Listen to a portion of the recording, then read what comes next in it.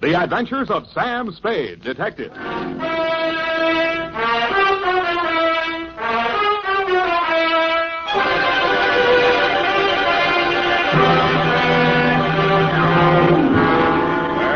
Date, fill it in. To Detective Lieutenant Dunne, Homicide Detail, San Francisco Police, from Samuel Spade, license number 127596. Subject, the Betrayal in Bumpus Hell. Red Gillis was a raw-boned poke from the border country. He was a stranger to Bumpus Hell, but he was no stranger to trouble. He jogged his Pinto down the narrow main street, not liking what he saw, and reined up in front of the sheriff's office. He dismounted and slapped the trail dust off his Levi's. Then he hitched up his gun belt and ambled inside. He looked at the heavy-shouldered, blue-jowled man behind the desk, and he didn't like what he saw. Neither did the sheriff, Rance Blaggett. State your business. I can do it better than that. State your business and get out, he snarled. Red smiled thinly and drawled, I'm looking for my brother. And what be your name outside of Red? Here, I can do that better than that. And what be your name outside of Red? Red Gillis's hand slid toward one of his six-shooters as silently as the sun coming up over the butte. Gillis, he sneered. Red Gillis from the Tonto Rim. That's pretty good. The sheriff's muscles tightened like steel springs and pulled him erect. Ain't no Tonto Rimmer welcome hereabouts in Bumpus Hell, he cursed. That was real good.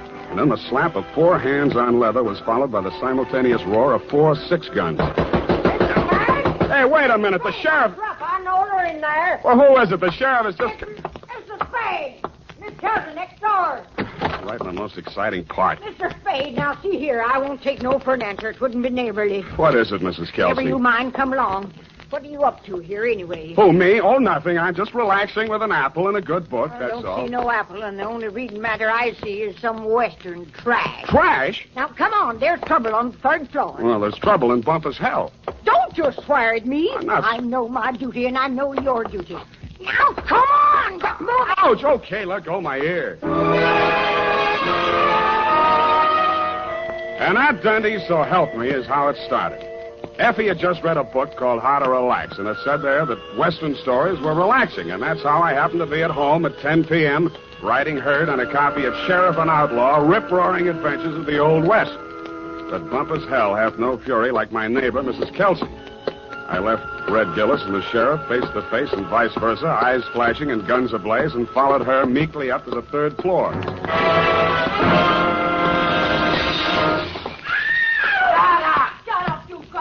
Me a few feet. Fire!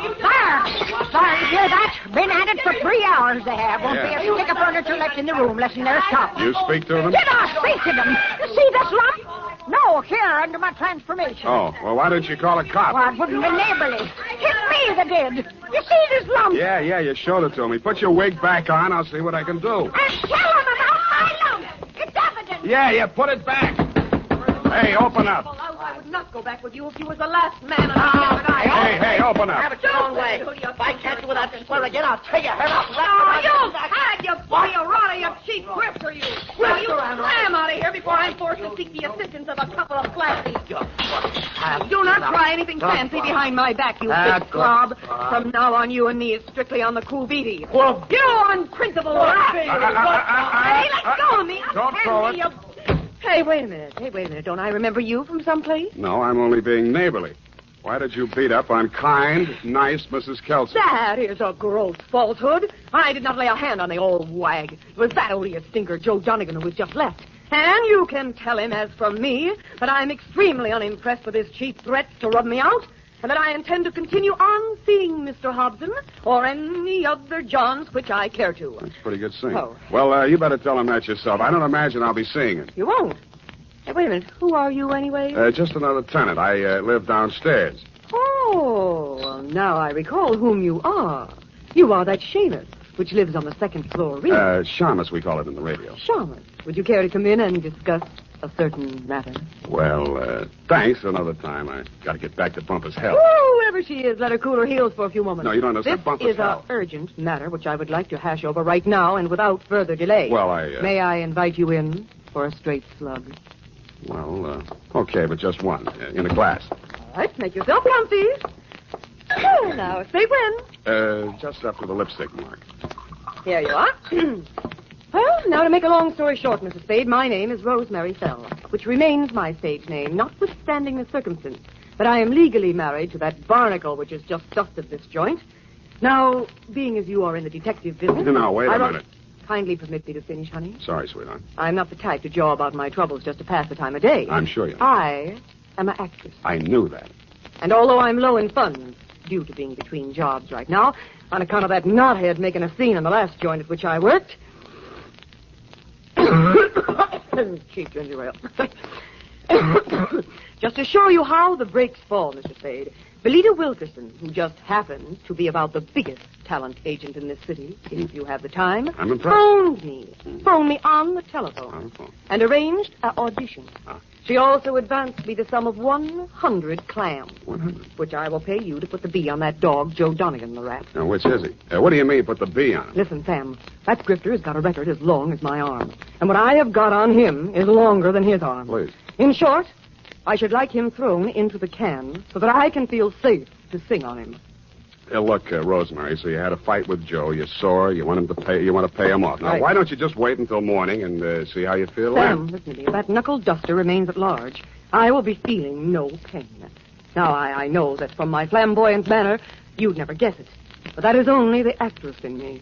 In actuality, that flea intends to do me in. Oh, now, come, Rosemary. What? You disagree? Well, now, really, Rosemary. Why, you big pain in the neck. Rosemary. Drinking my... Pour that back in the bottle. Go on, put it back in the bottle. Well, I'll be going now. Only trying to be neighborly. Well, back to Bumpus hell.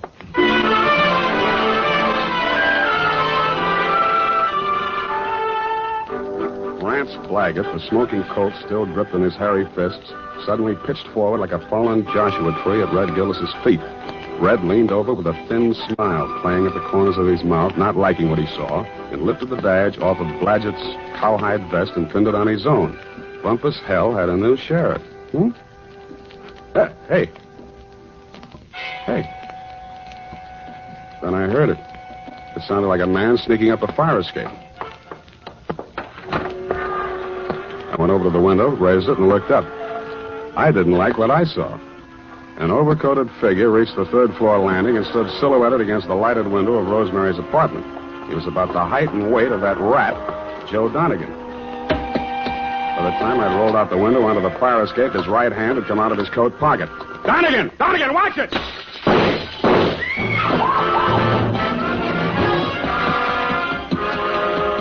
He was a floor ahead of me, and I didn't want to get too close to him until I passed that lighted window. He made the roof just as I crossed in front of it. The flashes from his revolver told me that. They also told me he had 2 slugs left to throw at me. The only light up there was a feeble glow from the skylight, dead center. I headed for the cover of a brick chimney just to the left of it. I had 2 things in mind. The skylight was his most logical avenue of escape, and I hoped I could tease him into emptying his gun at me. It didn't work. I stuck my head out. No shots. But he did use his gun. I should have stood in Bumpus hell. The United States Armed Forces Radio Service is presenting the weekly adventure of Dashiell Hammett's famous private detective, Sam Spade.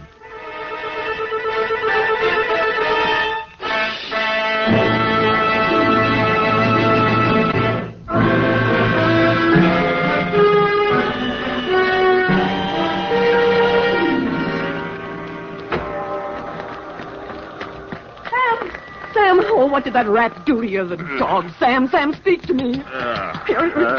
Send an Indian to Sutter's Mill.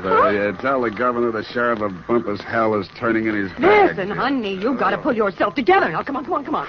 These delirious Trumans will get us no place now. Come on, Sam. Yeah, I guess you're right. Come on, now.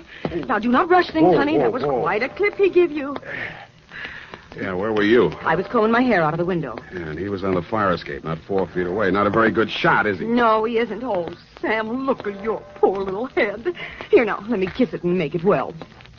Wild root. Yes, you know what gets me ahead socially and on the job? Oh, well, now, what next, Sam? Rosemary, I am going to the top now. My dander is up. Let's have a moment of silence while I put through a call to Lieutenant Thomas Dundee of Homicide. It took your boys less than an hour to locate Joe Donegan and haul him in, Lieutenant. Rosemary's charges were not enough to hold him on attempted murder, and all I could identify was the back of his neck. But you were good enough to bag him anyway, so Rosemary and I could relax. I went downstairs to bed and started chapter 4. Aha. Red Gillis didn't trust Curly Mallard, the foreman of the Crooked S. Aha.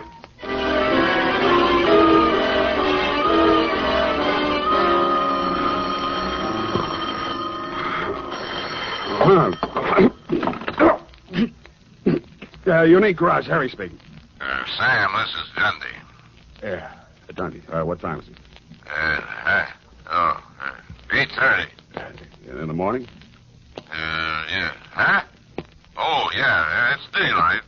See, about that, what was his name? Donegan? Anyway, that fellow we booked last night on your say-so. Well, what about him? That was a bad beef, Sam. How come? You better tell me. Man was alibied, Sam. When did that happen? Well, a fellow named, got it written down. Yeah, Hobson. Warner Hobson says Donegan was with him at the time.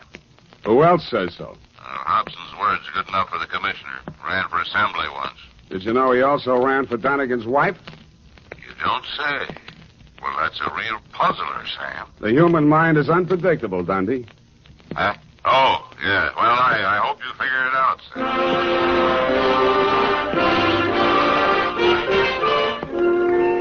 While I was shaving, I thought and thought. I wondered what Red Gillis would have done if such a situation had cropped up in Bumpus' hell. A thin smile began to play around the corners of my mouth as I climbed the stairs to Rosemary's apartment. When I got there, I didn't like what I saw. It was a note pinned to the door. It said, "Dear Sam, I have been called to do another audition. If anything crops up, you can reach me at Greystone 34292.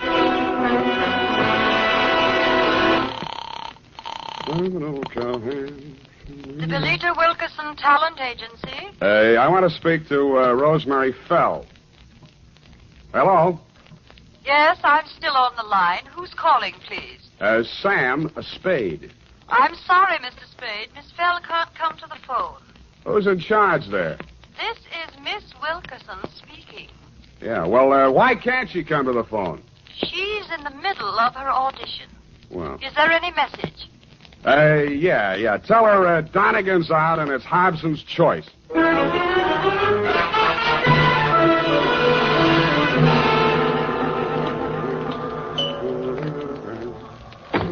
Yes? Mr. Hobson? Yes? My name is Spade. Oh, yes, Mr. Spade. Come in. Why did you phony up that alibi for Rosemary's husband, Mr. Hobson? Huh? Oh, because I knew he's not the man who fired those shots at her. Were you there? As a matter of fact, I was. Would you like to hear about it? I would. Well, first, I'd better tell you a little about myself. Now, for the past year, I've been interested in politics, if I do say so myself. Yes, I know. You ran for assembly. Come to the point. Well, in a way, this is the point. My wife's a professional woman, and her own career keeps her busy a good deal of the time. Well, like the movie magazines say, a clash of careers and so on. That's how I happened to take up with Rosemary. I didn't know she was married, and of course, when I found out, I dropped her like a hot potato. Potato. And then she started blackmailing me. Did you know about that? I still don't. Well, I think I can convince you. Go ahead. Well, I received a series of threatening phone calls from Rosemary. And I finally decided to go to Donegan and tell him the whole story. Oh, he was as mad as a wet hen. Wet hen? Well, he said he'd stop her. And I believed he was the right man to do it. Mm-hmm. Well, last night he phoned me. He said he'd had a little caucus meeting with her and assured me I'd had no more trouble. But no sooner had I hung up that phone when she called again, making another outrageous demand. I decided then and there to take things into my own hands. So happens I'm a crack shot. And I knew that I could come close enough to frighten her without actually hurting her. You were laboring under a false impression. Huh? Oh, yes. Well, you believe me now? Up to a point. Well, I'm afraid that's all I have for you, Mr. Spade. Well, I have something for you. What's that? Look up here. You see this bruise on my head? Oh. Well, all in the game, you know. Touché. Now, hold it. I only... Lie still. I'll get it. Yeah? This is Rosemary again. Listen, I want to talk... Me, you cheap ward healer. If you don't have that dough for me tonight, I will have no other recourse but to smear your fat puss all over the front pages. Yeah, look, Rosemary... And I am just the individual to do that. You may think you are a wolf in sheep's clothing, but in my opinion, you are nothing but a worm. Yeah, well, look... Goodbye, you rat. And rat. Hey, Rosemary. Hello. Nuts. Oh, wait a minute, Spade. Well, what did she say? You're going to read it in my report, along with a bill for my services.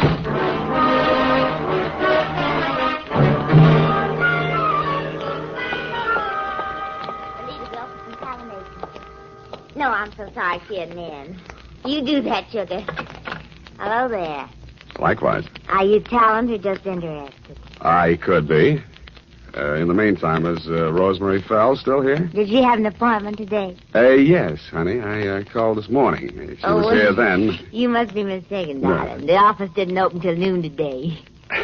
Yeah. Could I talk to Miss Wilkerson? She isn't here just now. Oh, she never gets in till 1. Not till 1. She's over at KQW cutting a transcription for our new show, Goal of the Girls and Gay. Oh, no. I mean, Gale of the Girl and Goat. Don't you mean Gale of the Golden Gate? That's it. Girl of the Golden Gate. You said it, and I'm glad. Well, anyway, she isn't here. Oh. Good morning, Maggie. Any calls for me? Oh, yes, Miss Wilkerson, your husband. Oh, Miss Wilkerson, I was telling this gentleman you weren't here. Obviously, I am. Did you have an appointment? I talked to you on the phone this morning. Spade. Oh, Rosemary's friend. Well, you might know. She'll be out in a moment. What a distressing business that was last night. Rosemary tells me you saved her life. Well, that's a slight exaggeration. In fact, the whole thing was a mistake. Oh, really? I understood that. Oh, here she is. Rosemary, here's your friend. Sam, I ever glad to see you. Yeah. What's the matter? Plenty. Oh. Well, thanks loads, Miss Wilkerson. I hope the recording is better on this one. I'm sure it is, Rosemary. We'll call you when the client makes up his mind. Oh, well, thanks again. Come on, Sam. Goodbye, Mr. Spade. Goodbye. Sam, what is this new development that appears to be griping you? Why didn't you tell me you were shaking Hobson down? Uh-huh. And who's been feeding you this pile of gross falsehoods? Look, Rosemary, you may be an actress, but with me, your audition is over, and you did not get the part. And just what are your future intentions in regards to me? None whatsoever. I'm sorry I ever met you, and I'm going back to Bumpus hell. I went back to the office, swiveled my chair into a comfortable position, opened the February number of Sheriff and Outlaw to page 112, Betrayal in Bumpus Hell, Chapter 5, Stampede. It was disappointing. There was a lot of stuff about bawling cattle and dust clouds and Flo and Curly standing on top of a butte, not liking what they saw, when somebody yelled, Stampede. Red Gillis was riding ahead of the cattle, and his horse stepped into a chuck hole, and he'd sprained his ankle. Red of the horse, it didn't say which. But Red was lying prostrate in the path of the avalanche of tossing horns, not liking what he saw. Hold it a minute. Let's see. Continued on page 113. Learn to be a private... hello? Spade, this is Hobson. Come out here right away. Something terrible has happened. Such as? Rosemary is here, and I think she's dead.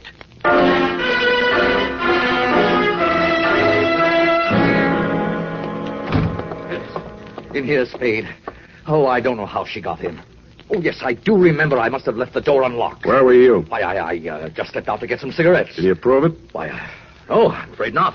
I got halfway and found I didn't have any money and came back. You came back, walked through this room, went in the bedroom, and didn't see the body until you started back? Yes, the lights were off. I stumbled over it. This is the gun? Yes. She did it with my own gun. Oh, I never dreamed her love for me would drive her to self-destruction. Of course, now it's clear what really lay behind her poor, clumsy effort to blackmail me. It was a desperate move to get me back. Oh, I'll never forgive myself for driving that poor girl to this. Don't worry about that, Hobson. This isn't suicide. Murder? Oh, great heavens. What will Belita say? Belita? Yes, my wife. Belita Wilkerson? Professional name, you know. I was explaining to you before that... Oh, that's my wife now. What in the world will I tell her? Never mind, I'll get it. Hello? This is Rosemary for the last time. And I'm just calling to tell you that you have stalled around too long. I have talked to your wife and told her the whole sordid pitch. Why she wants you back, I will never know. But I sold you cheap, and you weren't worth a cent more. I am a girl who does not like to do things halfway, but you were just too late. Goodbye, you fathead. Yeah, Rosemary, I guess we were all too late.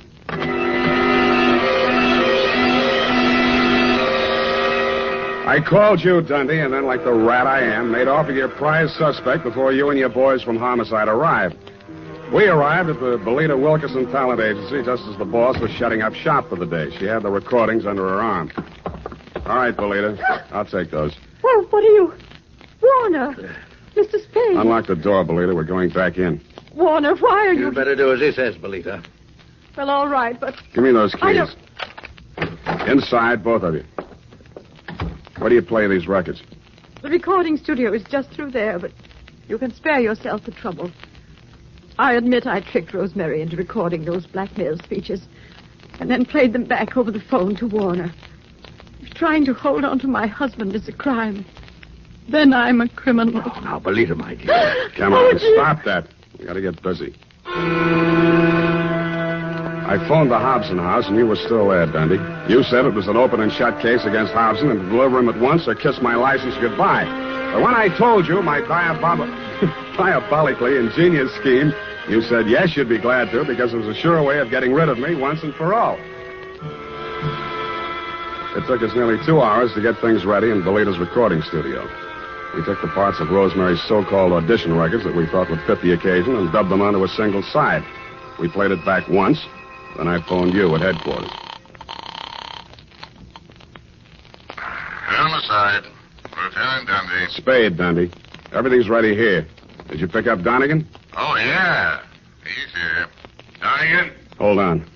Okay, Belita. Start the record when I give you the nod. Yes, Mr. Spade. I didn't say it, Donegan. That's for you. Thanks.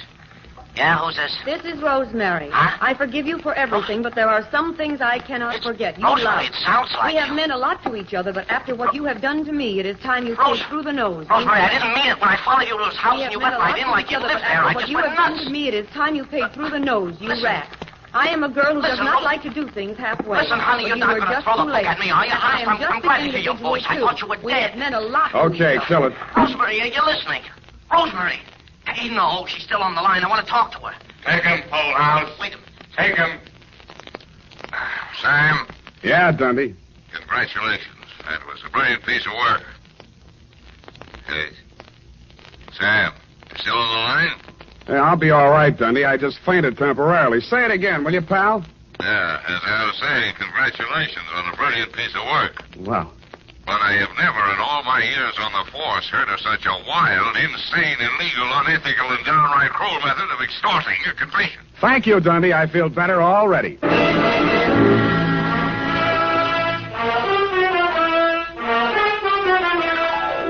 Period. End of report. But Sam, what happened? Effie, I thought I had made that abundantly clear. No. In order to discredit her husband's paramour, Belita gave her a come-on about an audition and had her play the part of a blackmailer reading lines from a script which she, Belita, had prepared, and thereupon proceeded to play said records over the telephone, well knowing that her husband would erroneously believe Rosemary to be a blackmailer in fact, and would drop her like a hot spud. No, Sam, no, I don't mean Don't that. interrupt. Oh. It was my inspiration, I, Sam Spade, to use Belita's fiendish device for a higher purpose. No, Sam, no, Yes. that is what I'm... No, Sam, I meant the Western story. Betrayal and Bumpus Creek. It is not Crick, Effie. You can't say H over the radio, Sam. Oh, yes, you can. Bumpus Hell is the post office designation of a hamlet right here in California. It is? Mm-hmm. Well, anyway, what happened? Did Red Gillis ever find his brother? I didn't quite finish, Ev. Go type that up, and I shall.